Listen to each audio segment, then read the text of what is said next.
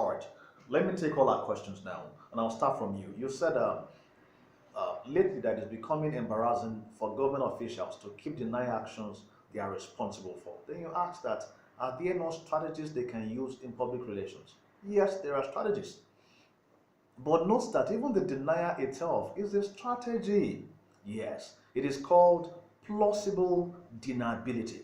Now, when you see corporate institutions, organizations denying actions that they are responsible for, especially when such actions does not enjoy public support or such actions run against the law, the norm, or acceptable fair practices, that is actually called plausible deniability.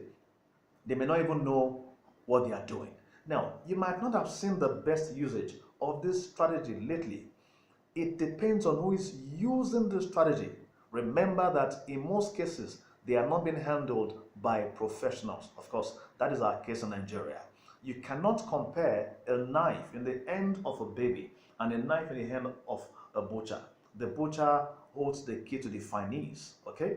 Now, let me give you examples of how they have used plausible deniability very well and very badly lately.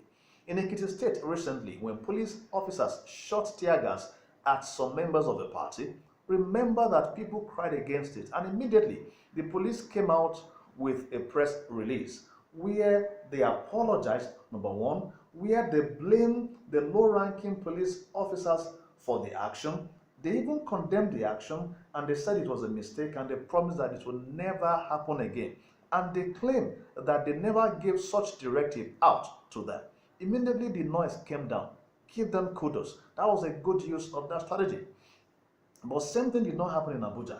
When they blocked the road that led to the houses of some Senate leaders, do not forget that they came out to deny it, but it was watery, porous. It was never clinical, and nobody believed them.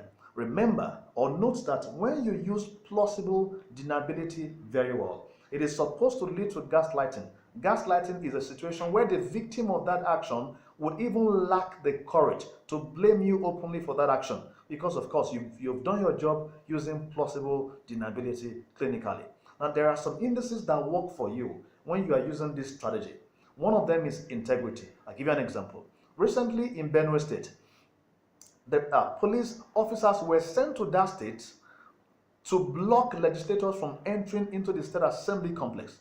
They even blocked public officers, civil servants, from entering into their offices in the complex. But 24 hours after, they led a fewer group of legislators, in fact 7 in number, to the same complex to sit. They were protected to sit and serve impeachment notice against the sitting governor, who is supposed to be the chief security officer of the state. You and I know that that was an order from above. Now, the presidency came out with a press release 24 hours after, condemning those who were trying to link the president with that action.